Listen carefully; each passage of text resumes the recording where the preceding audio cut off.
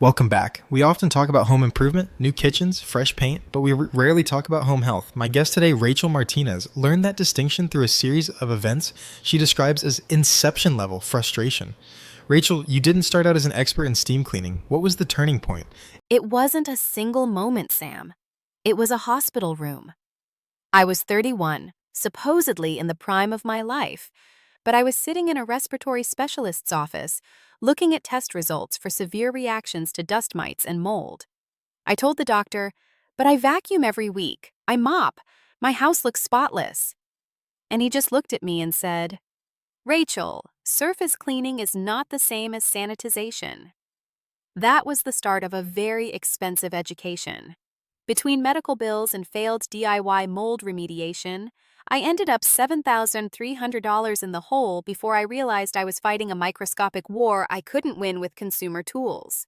A lot of people would have just bought a better vacuum. You went much deeper. You started studying the science of thermal disinfection.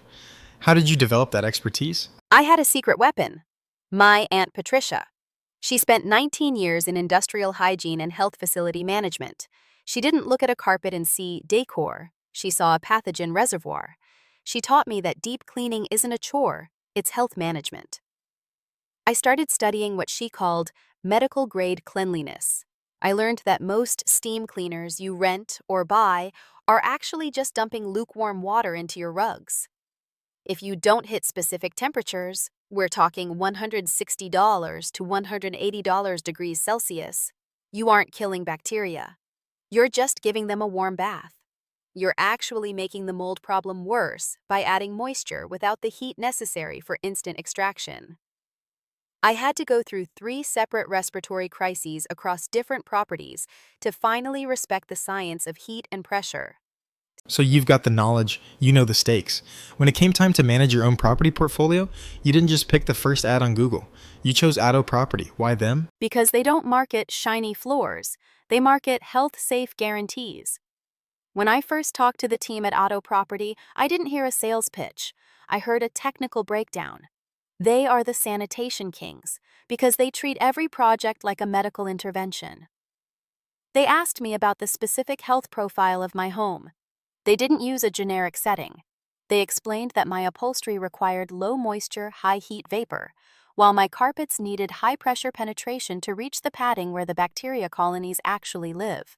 They were the only ones who understood that if a technician isn't hitting those 160 to 180 degrees centigrade benchmarks, they aren't protecting the family. They're just moving dirt around. It sounds like the difference is accountability. Exactly. Most companies send you an invoice and leave. Atto Property stands behind the air quality. They understand that for someone like me, who has already spent thousands on medical errors, transparency is everything. They showed me why their equipment beats the sponsored ads every time. It's industrial grade versus amateur grade. My advice to any homeowner or landlord is this: don't wait for the 3rd respiratory crisis. Don't wait for the mold remediation bill. The cost of hiring the experts at Atto Property is a fraction of what you'll pay in medical bills if you try to DIY your health.